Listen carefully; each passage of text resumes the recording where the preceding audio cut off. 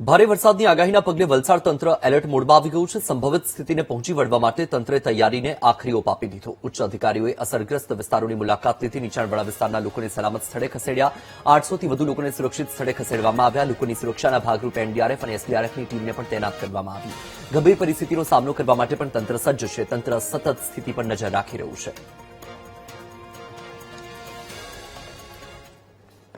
વલસાડ જિલ્લામાં આખું વહીવટીતંત્ર એલર્ટ છે। આપણી સાથે મ્યુનિસિપલ કમિશનર સાહેબ પણ છે। અત્યારે નેશનલ હાઈવેથી પ્રોજેક્ટ ડાયરેક્ટર સાહેબ યાદવ સાહેબ પણ છે અને હમણાં જ છેલ્લા 3 કલાકથી અમે ફિલ્ડમાં મુલાકાત લઈ રહ્યા છીએ અને નવસારીના બોર્ડરથી ત્યાંથી આપણે ચાલ્યા હતા અને અત્યાર સુધી અહીંયા પહોંચી ગયા છે અને ઉમરગામને આ બાજુ પણ જવાના છે।